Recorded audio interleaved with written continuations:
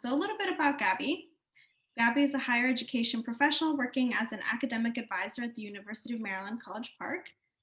There, she primarily works with students who are interested in business careers. However, she also teaches 2 Introduction to University courses.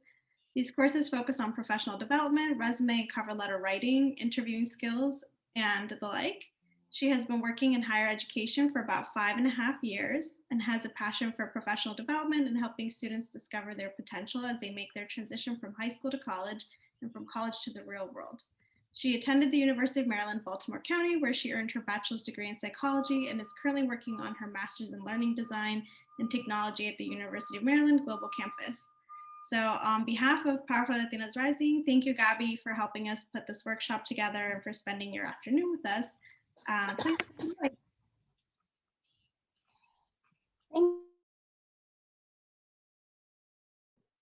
Thank you so much. Sorry.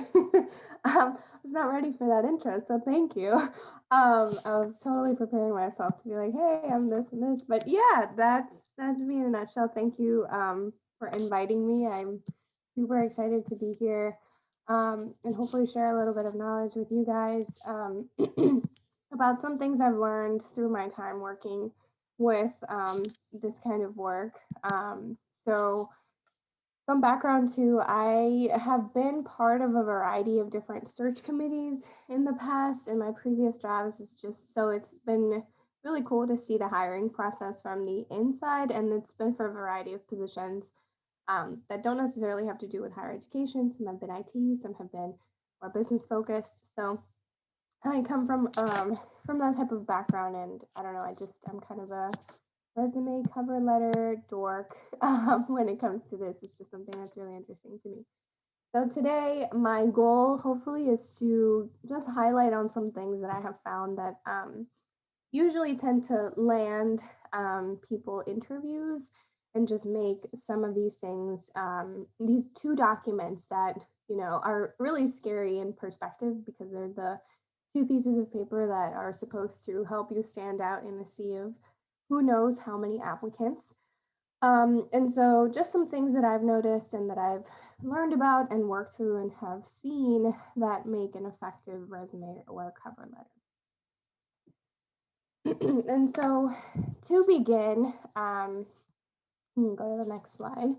I just want to get a feel, and because we're, not an overwhelmingly large group, we can just kind of gauge responses on it through the chat. So feel free to enter in the chat just how confident on a scale from 1 to 10, with 1 being, definitely the least confident, and then 10 being most confident. How do you feel currently about your resume and cover letter? You can just type that in within the chat.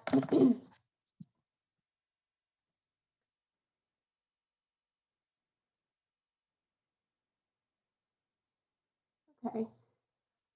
It's varied. Everybody's like somewhere in the middle around. Okay. Yeah, definitely. And I feel like that's a very common sentiment. You're always like second guessing yourself. Like, even for me, I wouldn't say I'm like a perfect 10 in my confidence level, but yeah, it looks like we're all sitting somewhere kind of around the same area. And you can unmute yourself for this, or feel free to type it in the chat. But what are some things specifically that are most intimidating to you about the resume or the cover letter?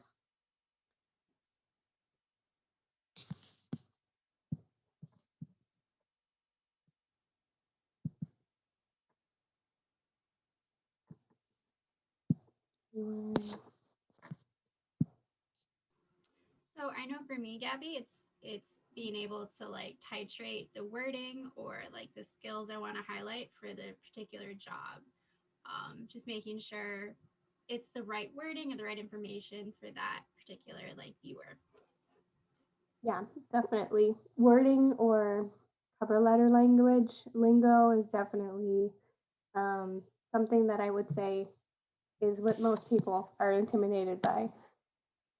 So Miriam says, not really being good about talking about yourself, which, yes, that is a huge thing.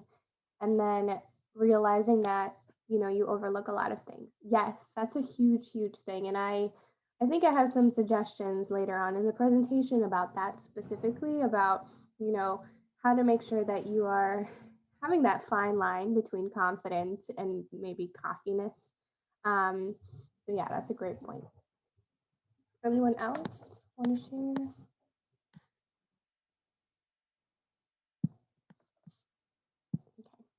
And just another question, you know, who do you think actually looks at your resume when you apply to a job?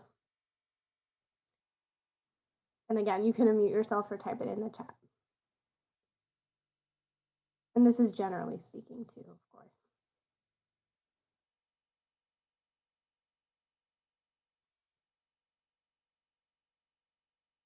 Anyone? I mean, I would guess maybe recruiters. Mm-hmm. Recruiters. Sometimes computer searching, yeah, or manager or HR. Mm-hmm. Yeah, so the assistants, because, yeah, mm-hmm. The HR person first. Yeah. So there's quite a tier level of people who end up looking at your resume. So again, we're going to address that a little bit later on, but thank you for participating. So these are just some questions to get your mind rolling and start thinking about, some of the things that, and for me to get a sense of where everybody currently is coming from. So let's begin with our next slide and really thinking about what is your goal? So establishing your purpose to begin with in terms of what you want to read through from your resume or from your cover letter. And we'll begin, I guess, specifically talking about your resume. So there are a few questions to begin to ask yourself. You can go to the next slide, which are thinking who's going to be reading your resume, which is this first question that I asked. And yeah, so depending on where you're applying to, it could directly be somebody from HR. And like you said, it can be, and like I mentioned, it can be like a tier type of situation. So sometimes if it's a large organization, you're looking at HR sort of vetting the candidates. For example, if on the job description they listed a master's degree is preferred, they might just automatically pull out everyone who has a master's degree and then just nix everybody else, which seems a little bit harsh. But when you're conducting a search and you have maybe over 500 people who apply and you're looking for one person, obviously there are some ways that people have to harshly get cut. When you're applying to a smaller organization, it might be the manager or it might be the person who's conducting the search, which could end up maybe not being the manager of that company or job, but it could be the person who will be the direct supervisor to this job. Or in some situations, they send all of the applicants to the search committee, which is always composed of a variety of different people. So sometimes people in the search committee might have absolutely nothing to do with whatever job you're applying to. So if you're applying for an IT job, the people who are looking at your resume might actually not be IT people at all. So again, you have to think anybody could be looking at my resume. Anybody could have knowledge or not of what I'm talking about. And so that's just one thing you want to make sure that kind of talk about your craft, your skills, as if the person who's going to be reading your resume has no idea about the knowledge or lingo or anything that you do specifically in your area. And so once you've done that, you've developed a target and identifying an audience. And, so that'll help you shape the wording, maybe the formatting of your resume, which we'll get to in a second. And then considering the type of organization for which you are applying for. Obviously, this is going to make a big difference. Like I said, if it's if you know that this is a large company, or if you know that this is a small position, or if it's technical versus a human services focused type of job. So again, you're really wanting to consider and take into consider and really strongly look at where is it that you are applying to, and based upon that, how many eyes will be looking at your resume and what are the things that are going to make you stick out first. And so sometimes that might be those qualifications that they list on the job description, and so keeping that in mind, you can sort of begin with a better purpose and direction. The next piece, once you've kind of established that, it comes down to formatting of your resume. Now, this can vary a lot because, and I'll show you some examples later on of kind of what I'm referring to, but nowadays, for example, at least the students that I'm working with, like there are really cool templates out there that you can find and download, and some of them are really fancy. Some of them include like really cool just graphics. They, have a different organization of your traditional resume structure. Sometimes they even include a picture. I've seen of people who have like a professional headshot on their resume. And all of those things can make a difference, but at the end of the day, the content and the way that you organize your resume is really what makes a difference. You want to highlight the things that are most relevant about you on your resume, and so that's why the formatting is just so important. And so, what does that look like in terms of organization? So, obviously, pretty straightforward, right? Like your identification of who you are, and the heading is the biggest piece. You should never feel like you need to, nor should you include any like demographic identifying information. So you shouldn't have to disclose your age on your resume, your sexual preference, your gender, unless you feel comfortable sharing your pronouns. That's something that's becoming more prevalent. So, if you want to make sure that you identify in parentheses next to your name, she, her, hers, they, them, whatever it is that you prefer, those things are okay. But again, don't feel obligated to share any information like that. So it's really just about name, where you live currently, your address, and a phone number and email. So keeping it really simple. Some people like to include a LinkedIn profile. That is really optional, I would say, just because sometimes if you submit your resume, the link might not be something that they can click on. If the program that they're using to look at everybody's resumes doesn't allow for clickable links, then, it might just be taking some additional space on your resume. But if you like to include it on there, you absolutely can. An objective is something that varies from resume to resume. I would say if you are kind of staying within your career field and you've acquired a variety of expertise, or there is a specific area in your career field that you are strong at and you want to highlight, I would say an objective is a good idea to include. If you are changing careers too, like I know that many of you mentioned in the survey that some of you had to do this, then this might be a good place to verbally, accentuate the fact that you have skills that can transfer onto something else. But the objective can be a little intimidating for some people because it's kind of like an elevator pitch. It's just like a really quick, like, hey, this is who I am, this is what I'm looking for. And finding the words for that can sometimes be a little intimidating. So if you don't feel comfortable including an objective, it's not necessary on a resume. It's not a must have. Then you have education and training or experience. So education usually should be kind of at the forefront of your resume, just because a lot of careers and jobs tend to make that one of the most important, pieces before they can begin looking at your experience. Obviously, it depends on what you are applying to. I've seen people put it all the way at the end, and I've seen people put it at the beginning. I think a general rule of thumb is if you have completed some sort of college training, then for the most part, it's a good idea to include that at the top and then have education be your primary line. I shouldn't really feel like I need to say this, but if you have a bachelor's degree or a master's degree, you really don't need to include high school on your education. It's just not something that is no longer relevant. And then you go into experience. Obviously, this is any type of jobs or anything you've had. You want to list these in reverse chronological order. So from what you're currently doing to what is the thing that you've done the longest time ago.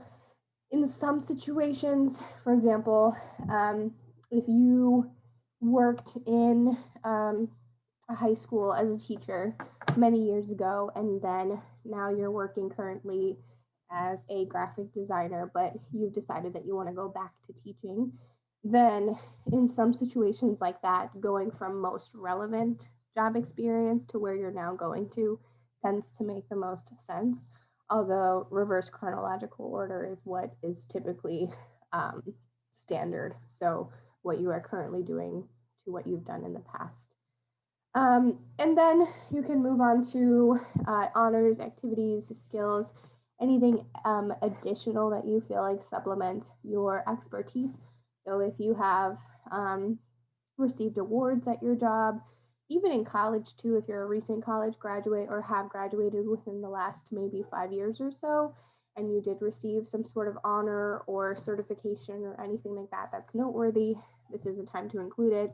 You can also include a section for, you know, this is kind of skipping a little bit, but optional categories. So like if you constantly present at conferences, for example, or if you have received certifications for trainings, if you have some sort of like Excel or Microsoft Word type of certification, or you know how to use AutoCAD if you're an architect, or Revit, I think is the new system that they use now, and for people who are architects, like those types of things are things that you can include towards the bottom. And so you know what is relevant or kind of important to highlight within your field. So those certifications and things like that, that appears there. Same thing with language. You know, if you are fluent in another language or have proficiency in another language, you can include this then. You don't really need to include English. I've seen people do this a lot, but for the most part, it is assumed that if the rest of your documents are in English, that you have that proficiency. If you feel like you want to clarify what the extent of your proficiency is, you certainly can. But usually when people list an additional language on a resume, it's something in addition to English that they have proficiency in. So for example, if you are proficient in Spanish and you can, you feel comfortable with writing it, translating it, reading it, proficiency in Spanish should suffice to establish that you have that knowledge. If you have slight knowledge in French, for example, maybe you know how to speak it and understand it, but when it comes to writing, maybe not so much, you could establish that your proficiency is maybe conversational. So you could say, conversational proficiency in French. So those keywords in terms of specifying truly what you have to offer, because the last thing you want to happen is you go to an interview, you've maybe stretched the truth slightly about how much you know in a certain language, and then the person who's interviewing is like, oh my gosh, you know how to speak Spanish too? Entonces cuéntame, vamos a hacer esta parte en español. And then you're like, because you really don't know that proficiency that well. So again, you really want to be as honest as possible when it comes to these different types of skills and certifications as well. And this was kind of a lot. So does anybody have any questions before we stop and show some examples in terms of the categories or anything that I talked about so far?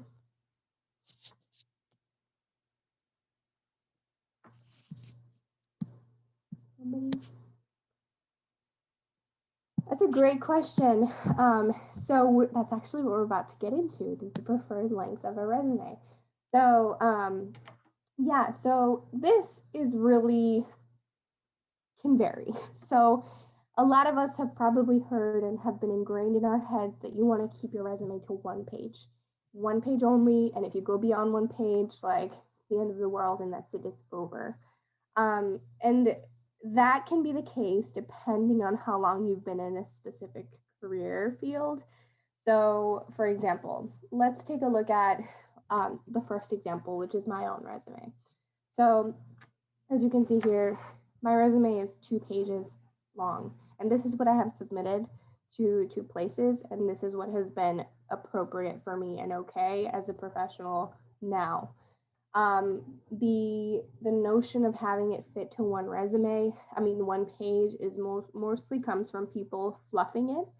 So people just coming up with ways to just make it lengthy and longer, and people want to include every single thing that they've ever done.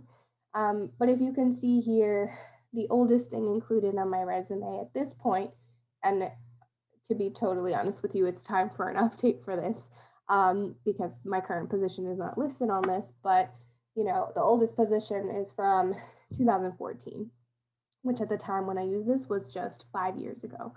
So that's not very far back, and it's relevant experience to what I'm doing. And so if you need to go into 2 pages, it is absolutely appropriate to do so as a current professional.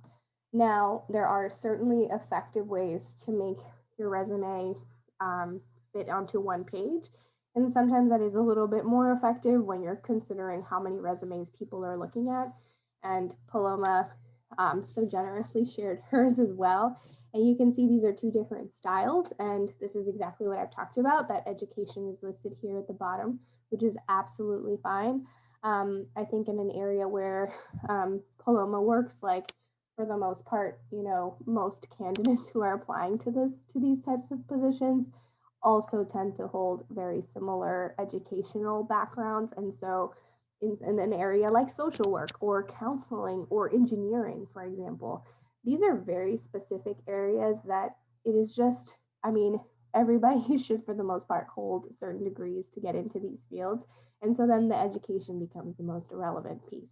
I mean, the experience. And so that's what they're going to be looking at, right? When somebody is applying to a position for this particular area, they're going to be looking at, okay, what are the different types of things that this person has done that has those transferable skills to, to the next part. And so, and these examples too, I'm glad this is going to be recorded and hopefully shared out with those who are, subscribed. But essentially, like when it comes to the nitty gritty details about font size, about, the look, or what you should italicize, what you should bold, should you include bullets, should you not include bullets? I mean, as long as you keep it clean and not overly crowded, that's usually a pretty general rule of thumb. You want to avoid a lot of white space. And with that, if you go back, Sarah, sorry, to my resume as an example, I have a lot of white space, which isn't always the best thing to have. So white space is considered those little areas like in between each section that's literally just white space. Trying to condense everything a little bit more, not include so many just random breaks in between things like that. Those are just good things to make sure that people are really focusing on the content of your work. How you choose to, list out your experience and things like that when it comes to like whether it's bolded or italicized or whatnot. Essentially, all you want to do is make sure that you are separating and differentiating between each section and making sure that it's easy to identify where you have worked, how long you were there, and what position you held. So as long as those things are, are coming through and are popping out, then you should be in a good place for that.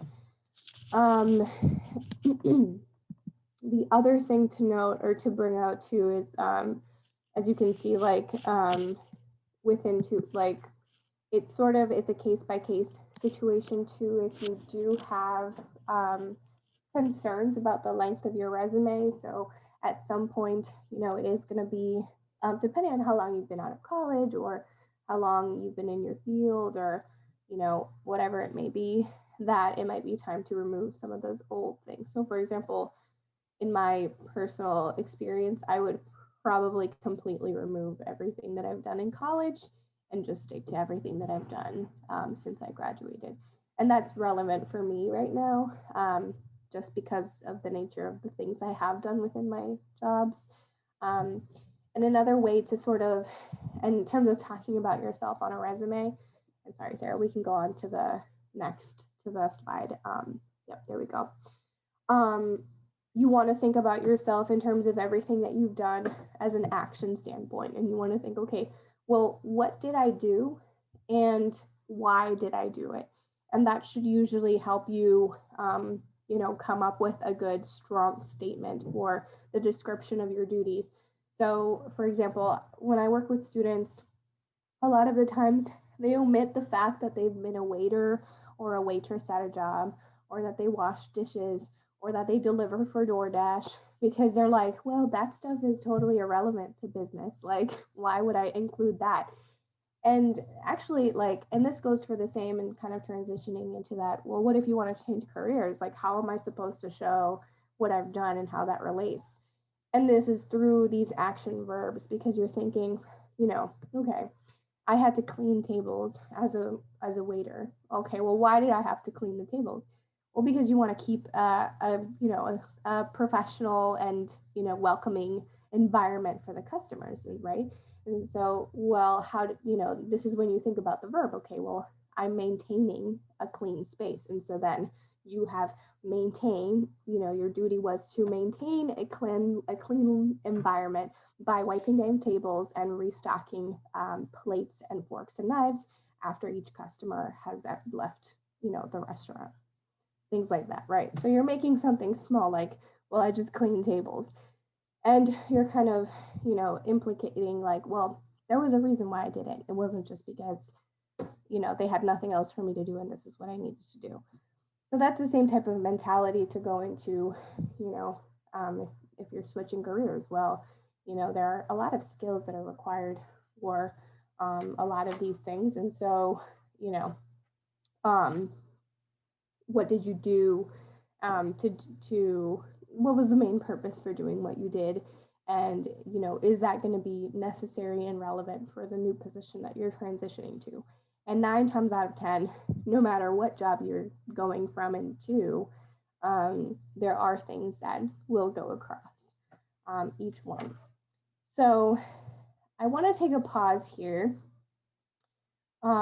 because I've been talking to you a lot for a little bit of time now. So I just want to make sure that we can engage with each other and have some discussion amongst each other as well. So I did want to go into breakout rooms. So hopefully you've had some good conversations. I know our group really had some awesome conversations, but anybody have some thoughts or anything valuable that they heard that they would like to share? Or maybe something from your own personal experience that you thought back and you were like, oh, wow, yeah, I didn't realize that job I had before or that club I was in actually is helping me, where I'm at right now. I have one. Somebody mentioned in my group multicultural communication, and I had not thought of that. And I work in diversity and inclusion. I'm like, hello, that would be really a really great skill to add to my resume for sure. Yeah, definitely. Like anybody who has been in any type of environment where they've had to translate or work with diverse populations, yeah, that is applicable in a variety of different job domains. So absolutely. Anyone else?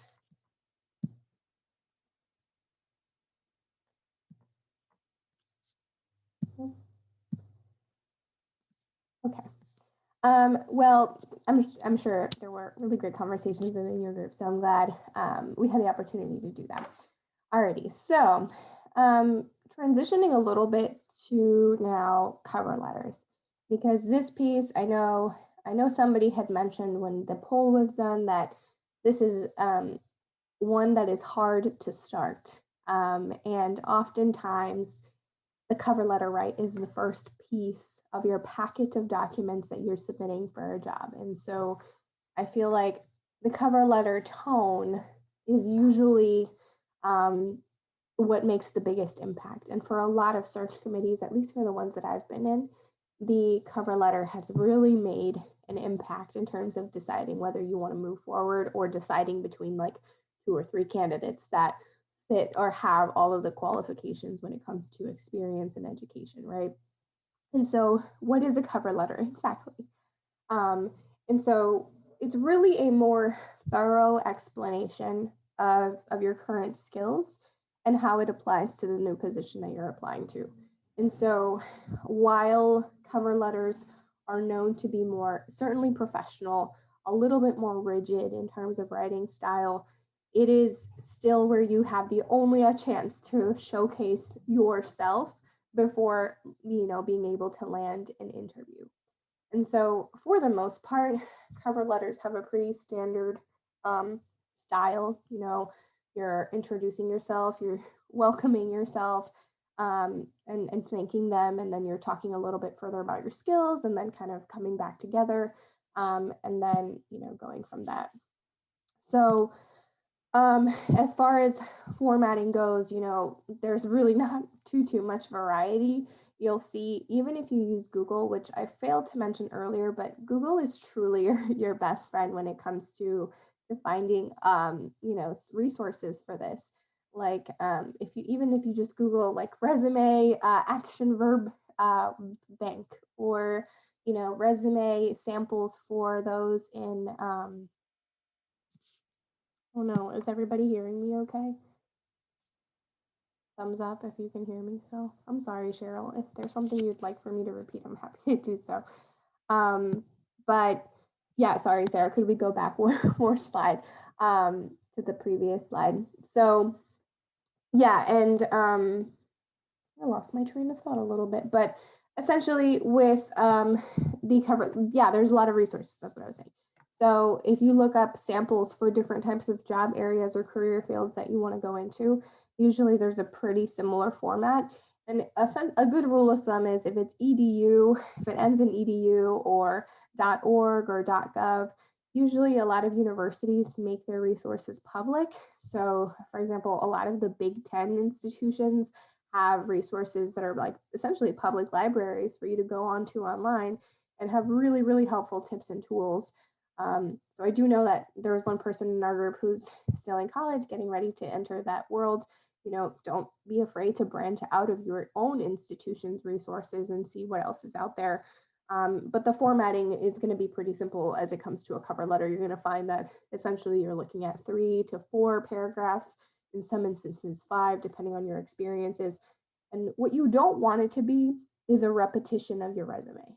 So you're not like verbally writing out a summary of your resume, but instead you are expanding and highlighting. And this is where those transferable skills come into play, right? So, somebody mentioned in our group that they worked in a fast food place previously, and now they're in a more human services field, and let's say that was the first and last job you did, and now you want to transition somewhere like with human services specifically. This is where you'd be like, it was through my interaction with various customers that I developed patience and, whatever else you want to highlight on. And so this is what the explanation of your skills, and kind of going a little bit further. And in that, this is a good place to use their job description. So you're reading the job description of where you're applying to, and they usually give you a pretty detailed, textbook cover letter lingo description of what they're looking for. And so this is where you take what you have to offer and just intertwine it with what they say that they're looking for. And so now we can go on to the samples here. And obviously, this is literally just my own things that I have applied to. So by no means is this like the perfect example, but just to give you like an idea. And frankly, I have taken advantage of a lot of the resources that are all out there and online. And if you ever do find yourself, overwhelmed by the sea of Google searches that you can find, I'm happy to share. I will share my contact information at the end, just in case you do want to know more about where to go. But essentially, this is a very basic standard. As you can see, if you read through my 2 different letters that I used for 2 different positions, like they're pretty similar and yet different at the same time. So it's okay for you to have like your own, standard template of your own, of my Gabby cover letter, and then make sure that you really go through and just change it as well. And it looks like Cheryl can share any resume updates for review or editing via, so you can, Cheryl, if you want to speak on that further too, you're welcome to do so.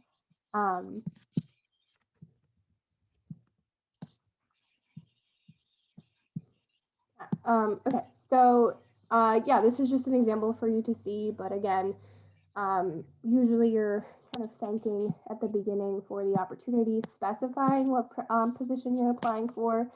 And sometimes these small details, especially when you're like on a roll applying to a variety of different places, it's easy to miss and accidentally leave the name of the other position you were applying to. So attention to detail on these things is going to be really important, because I have seen people get automatically nixed from the search process because they made an error and accidentally sent the wrong cover letter to the wrong position. So something that's small like that can really make a difference. So proofreading and editing, if you are going to keep a template, is going to be, pretty important. And then this is where you go and you see like for for one position is the current position that I have now, which is on the left, and then the right was something else at a high school. So you can see I'm taking the same things that I have done and just tweaking them to accommodate the type of things that they are looking for. And then once you get to the end, just again, kind of aligning your purpose with their mission, and just, opening up another opportunity for conversation.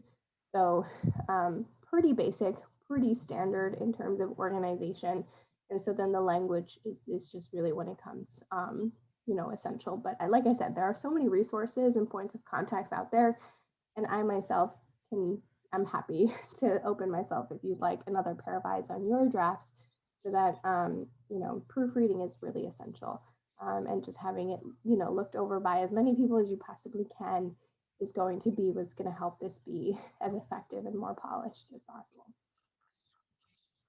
Any questions or comments or thoughts on that so far?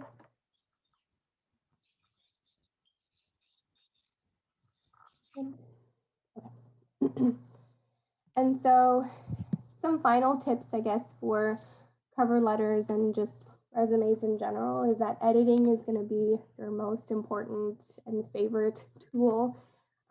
One, I had a kind of mentor when I was in college who was a career counselor and coach, and one of the things that he recommended to me was to have a resume warehouse, which is essentially like a master copy of your resume that holds every position and job that you've ever held. And that way you're constantly reminded of what you have done throughout your career and your professional experience or your job experience. And you might not necessarily need all of those at all times, but it's a good reminder of some of the skills that you've constantly built, and then have a working resume that you often work with and update. And then when you get a new position, or say you get a new project assigned to you at work, have it be like almost like a second nature thought that, oh, let me go update my resume real quick with exactly the duties that you've been assigned. And that way, if you've been at this job for 5 years, for 10 years, for 10 months even, can seem like a long time. And then you have to think back, okay, well, what have I done over this last time, like over this period of time that I've been working here? Instead of having to remember such a large period of time, it's just good to continuously be updating that resume warehouse, and then copying and pasting and editing as necessary on your working resume. So that was one piece of advice that I found very valuable, that has served me really well, and would suggest, having. I don't think I didn't list it on here, but it is something that I forgot to mention earlier on. And same thing with a cover letter. If you want to have like a master cover letter that you're using as a working document, it's also a good idea to have templates for yourself. And I mentioned this before, having peers or other professionals review your materials. I'm sure that there are people that you admire in your field, or people that whose opinions you value. Take advantage of these resources and connections that you have, because even if it's not somebody who is a professional or knows about that specific area that you're applying to, they can at least point out maybe grammar mistakes, repetition of words, things that sound awkward. It's always good to have somebody else take a look at your documents. One big thing is just to take the chance and take a risk. I think a lot of times we are like, I don't know, is it even worth it going through the trouble of updating all of this and writing a new cover letter? Like, I don't even know if I'm going to get this position. I don't have the amount of experience that they prefer. And again, these things can be intimidating, but taking the risk is the best thing that you can do, because you have nothing to lose at that point. And the biggest thing you can gain is a yes, right? So taking the risk, and with time, it'll become much easier to take those risks. And then be confident that you're capable of doing the thing that you are applying for. Even if it is a new change, be confident that you are a individual that can adapt to a new situation, that you are prepared to learn, that you are ready to take on these new challenges. The fact of the matter is that there are people out there that are not going to give you the chance, but there are people out there that will. And for the many no's that you might hear, the one yes is the one that's going to be memorable and important, and you don't know which one, the one that is going to be the yes. You, Cheryl, can certainly connect. And then there are also a lot, like I mentioned, there's so many free resources out there that are super helpful. I know from off the top of my head, like if you conduct a Google search, usually the universities that are around you in your area will be some of the ones that pop up first. And university websites are really great resources for cover letter and resume writing. Career Contessa, yes, that is another really great tool and resource that's super, super helpful. HigherEdJobs.com is also a really helpful resource, even if you're not interested in higher ed, because they have different sample resumes for different positions that can be found and be widespread through a lot of different places. And so that's really helpful. Usually professional association websites as well. So like for those of you, if you work in a mental health type related career field, there's usually associations for those types of areas. And so if you go on there, they have lots of career help and resume help and tips. So taking advantage of these things that are out there is really, really helpful. Get comfortable with Googling essentially. But beyond that, just thank you all for being attentive today. I really appreciate your time, especially to Powerful Latinas Rising. Like, I'm super grateful that you all asked me to come and chat. I'm happy to, answer any questions if you all have any. And if you all have other resources to share, this is a great time for us to share knowledge with each other. But my email is listed on there, so feel free to email me or save that if you have questions or want me to share any additional resources, but questions that anybody has currently.